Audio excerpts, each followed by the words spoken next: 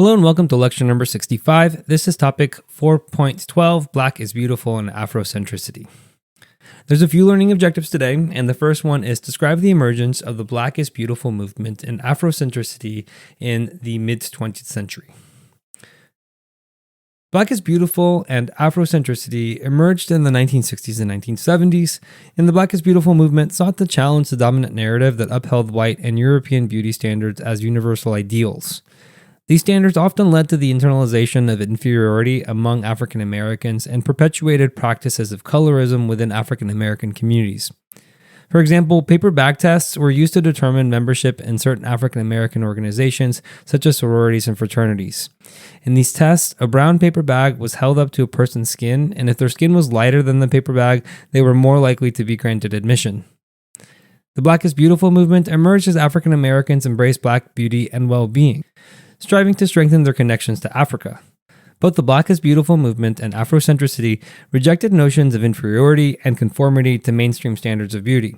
For instance, during this time, the natural Afro hairstyle gained popularity as a symbol of pride and resistance to Eurocentric ideals. The historical roots of these movements trace back to earlier efforts such as the Harlem Renaissance of the 1920s, which celebrated Black art, culture, and identity. Writers like Langston Hughes and Zora Neale Hurston emphasized the richness of African American culture, challenging the prevailing narratives of the time. In the 1960s, the Civil Rights Movement and the Black Power movement further amplified calls for racial pride and unity, creating fertile grounds for the Black is Beautiful ethos. The emphasis on rejecting inferiority also extended to redefining success and excellence. By the 1970s, these ideals began influencing broader society, fostering a cultural revolution that reshaped perceptions of Blackness. Toni Morrison's 1970 novel, The Bluest Eye, poignantly explored the damaging effects of internalized racism and the societal obsession with Eurocentric beauty standards. The story of Pecola Breedlove, a young Black girl who yearns for blue eyes and lighter skin, served as a searing critique of how these ideals perpetuated feelings of inferiority among African Americans. Morrison's work helped illustrate the necessity of movements like Black is Beautiful, which sought to counteract these destructive narratives by affirming the inherent worth of Black beauty and identity. In rejecting mainstream beauty standards, activists and organizations called for the celebration of melanin-rich skin tones and natural features. The idea of Black beauty was not only personal but also political, as it challenged systemic racism. This philosophy was reflected in the art of the time, such as the striking photography of Kwame Brathwaite, who we'll talk about in a little bit, who captured the spirit of the movement. The second learning objective is explain how the Black is Beautiful movement and Afrocentricity influenced Black culture in the 1960s, 1970s, and beyond. We will begin by discussing the Black is Beautiful movement, which gained significant momentum after the fashion show titled Naturally 62. This groundbreaking event was organized by photojournalist Kwame Brathwaite, a key figure in promoting Afrocentric pride and aesthetics. Brathwaite was deeply influenced by the writings of Marcus Garvey, particularly Garvey's emphasis on African heritage and racial pride in the 1920s. In organizing the show, Brathwaite collaborated with the Grandassa Models, a group of female activists he assembled. These women showcased African-inspired clothing, bold jewelry, and natural hairstyles, redefining beauty standards during the event, which took place in East Harlem. The celebration of natural Afro hairstyles became one of the defining features of the Black is Beautiful movement. Up until this point, societal expectations pressured Black men to keep their hair short and Black women to use damaging chemicals, relaxers, or heat tools to straighten their hair to align with Eurocentric beauty ideals. This pressure stemmed from decades of systemic racism, including advertising campaigns like those of Madame C.J. Walker. Her hair straightening products, which promised economic mobility and refined appearances, were contributing to this notion that Black Americans had to hide their natural features. While Walker's entrepreneurial success was groundbreaking, her products reflected the internalized racism of the time. Choosing to wear an afro in the 1960s was a bold, symbolic act of defiance against these standards. It represented self-acceptance and cultural pride, challenging mainstream norms that portrayed natural Black hair as unkempt or unprofessional. The afro became a visible symbol of resistance with roots in the political ethos of the Black Power movement. By 1968, activists like Stokely Carmichael emphasized that wearing natural hairstyles was as much a political statement as a personal one, as it visually aligned with the principles of racial pride and anti-assimilation. The afro's popularity grew rapidly, and so did products that catered to this new hairstyle. The Afro Pick, a wide tooth comb designed to managing natural curls and maintaining the hairstyle's iconic shape, became a cultural symbol in its own right. A barber and entrepreneur developed and mass-produced the Afro pick in the 1960s, originally naming it the Afro tease. The pick's design drew inspiration from ancient African grooming tools such as those used in the Nile River Valley, where combs were often ornately decorated and symbolically significant. The tool's success was unprecedented, with up to 12,000 units sold each week at its peak. By the end of the 1960s, societal perceptions of the Afro had shifted considerably. Surveys show that about 70% of Northern Black Americans approved of the hairstyle, reflecting its growing mainstream acceptance. This transformation was largely due to high-profile figures who embraced the style.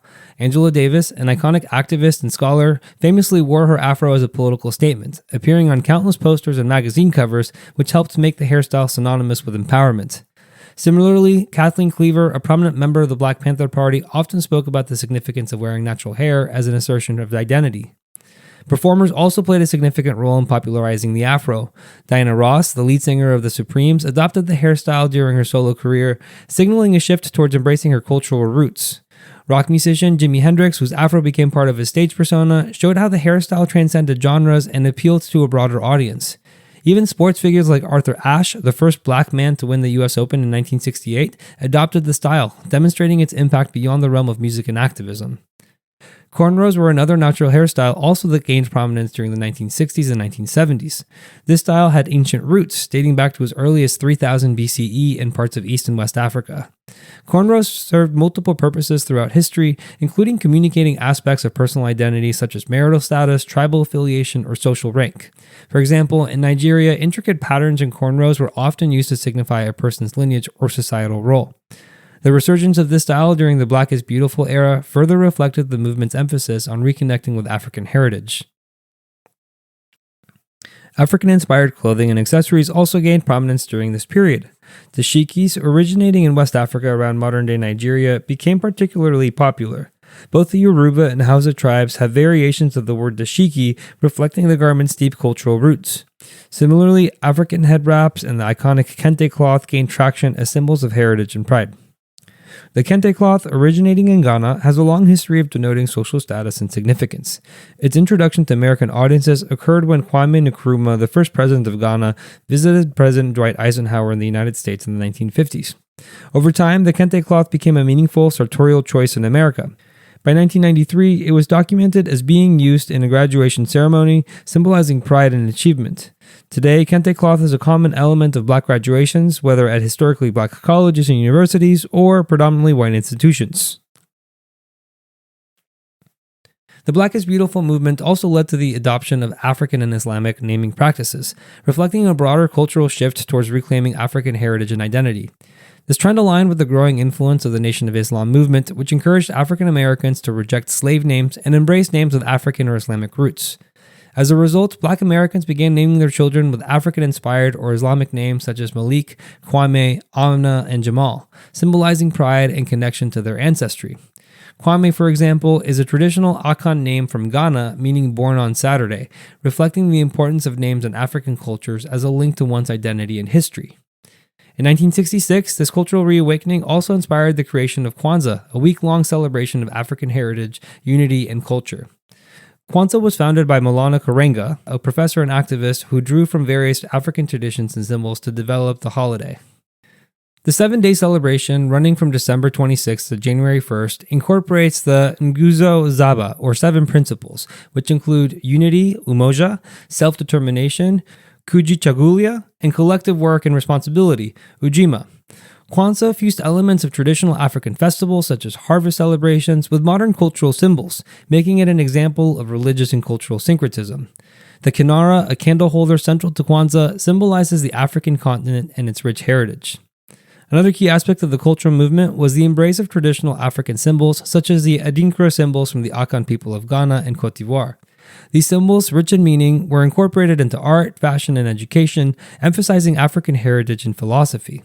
One of the most iconic Adinkra symbols is the Sankofa bird, depicted as the bird facing backwards with an egg in its beak. Sankofa represents the idea of reflection and learning from the past to build a better future. The associated proverb teaches, "It is not wrong to go back for which we have forgotten." This profound message resonated deeply with the Black is Beautiful ethos, encouraging African Americans to reconnect with and celebrate their heritage while shaping their future. Afrocentricity is a movement that highlights the experiences, perspectives, and aesthetics of Black people, placing Africa at the center of historical narratives and the achievements of people of African descent. It celebrates pride in African heritage and emphasizes the importance of viewing the world through African-centered lens. The Black is Beautiful movement is a powerful example of Afrocentricity in action as it emerged during the 1960s, deeply rooted in the civil rights and Black power movements. By rejecting Eurocentric standards and affirming the beauty and value of African features and culture, this movement directly aligned with Afrocentric ideals. The influence of Afrocentricity extended beyond cultural pride, shaping the academic world by contributing to the establishment of African American studies programs. These programs sought to challenge traditional curricula, which often excluded or marginalized African and African American history and contributions.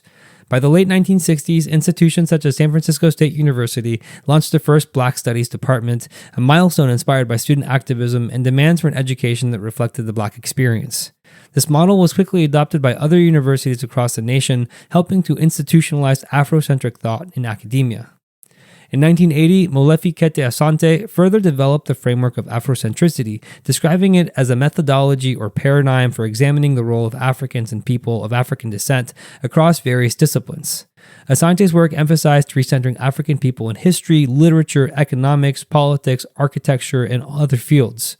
For example, Asante's book, Afrocentricity, The Theory of Social Change, argued that African history had too often been told from the perspective of colonizers, minimizing the achievements of civilizations like ancient Egypt, which he positioned as a foundational African society. The Afrocentric perspective also sought to address misconceptions about African culture and highlighting its influence globally. For instance, it underscored the contributions of African architecture, such as the Great Zimbabwe Ruins and the Pyramids of Giza, as testaments to advanced engineering and innovations. Similarly, it examined African contributions to fields like mathematics and medicine, tracing innovations like the ancient Egyptian calendar and the medical knowledge recorded in Edwin Smith's papyrus. Thus, Afrocentricity started to reshape culture and history and identity and how they were studied and celebrated. It encouraged the reclaiming of narratives and that had been distorted and erased, promoting pride and unity among people of African descent worldwide. And the last learning objective is to explain how the Black is Beautiful movement and Afrocentricity influenced the development of African American studies and ethnic studies programs. The Black is Beautiful movement was a powerful rejection of cultural assimilation and an emphatic embrace of pride in Black identity. It encouraged individuals to value their heritage and celebrate their cultural backgrounds. This increased sense of self-worth and cultural pride laid the foundation for future multicultural and ethnic studies movements. Once a community develops a strong emphasis on self-definition and cultural pride, it can inspire the creation of new areas of academic study that center previously marginalized voices and perspectives. The Black is Beautiful movement's emphasis on self-determination and rejecting Eurocentric norms became a model for other underrepresented groups seeking recognition in academia. For African Americans, it directly contributed to the establishment of African American studies programs in the late 1960s and 1970s. And similarly, this framework was now used to develop the work of other ethnic studies programs such as Chicano studies, Native American studies, and Asian American studies. The principles of cultural pride and self-definition that emerged from the Black is Beautiful movement created a ripple effect, empowering other communities to resist assimilation and demand academic spaces where their voices could be heard. By fostering an environment that celebrated the richness of all cultural backgrounds, this movement laid the groundwork for a broader multicultural academic revolution. And finally, while Afrocentricity celebrates Africa and elevates it to a central position in the identities and histories of people of African descent, it is not without criticism. The College Board outlines two primary critiques of Afrocentricity that are important to consider. The first critique is that Afrocentricity can blur distinctions across the vast ethnicities and cultures within the African diaspora, leading to an overgeneralization of African roots. Africa is a continent of immense diversity, home to over 1,500 languages and thousands of ethnic groups, each with unique histories, traditions, and cultural practices. By treating Africa as a monolith, Afrocentricity risks erasing the richness of individual nations and communities within the continent. For instance, the history of the Ashanti Empire in modern-day Ghana is distinct from the history of the Zulu Kingdom in southern Africa. Recognizing these differences is essential to avoiding an oversimplified narrative that diminishes the unique contributions of each group. The second critique is that Afrocentricity, in its efforts to counter Eurocentrism, can sometimes act as a substitute for it, replacing one hegemonic narrative with another. While Eurocentrism has historically marginalized non-European perspectives and upheld a Western-dominated worldview, an uncritical version of Afrocentricity risks elevating Africa to a central position in a way that mirrors the exclusivity and reductionism of Eurocentrism. This approach can potentially ignore the need for a multifaceted global history that integrates and values diverse perspectives. For example, a purely Afrocentric framework might focus on elevating Africa's contributions, such as its advanced civilizations like ancient Egypt, but it also must critically engage with the complexities of African histories, including internal conflicts and the participation of some African entities in the transatlantic slave trade. Failing to do so risks promoting an idealized version of history that lacks nuance. Scholars caution that a balanced approach should strive for inclusivity by integrating African contributions into global narratives without displacing other perspectives. This critique aligns with broader academic calls for a more inclusive historical methodology that promotes equity and recognizes interconnectedness. The growing emphasis on world histories as a discipline reflects this aim, offering a more comprehensive understanding of how civilizations, including those in Africa, Asia, Europe, and the Americas, have influenced one another across time. And finally, for the recap, Black is Beautiful and Afrocentricity emerged in the 1960s and 1970s as African Americans embraced their physical characteristics as beautiful and sought greater connections to Africa. Black is Beautiful and Afrocentricity influenced hairstyles, fashions, naming practices, traditions, and academic research. Both movements helped develop the field of African American studies by elevating the importance of the topics of study and providing a framework for the field. Finally, Afrocentricity has been criticized for overgeneralizing African cultures and creating a worldview that is as exclusionary as Eurocentrism. Thank you for watching. If you would like to watch the next lecture, click the thumbnail on the screen. And if you would like more resources to help you study, you can visit apushlights.com/AFAM. I wish you the best of luck with your studies, and I hope to see you back on the next lecture.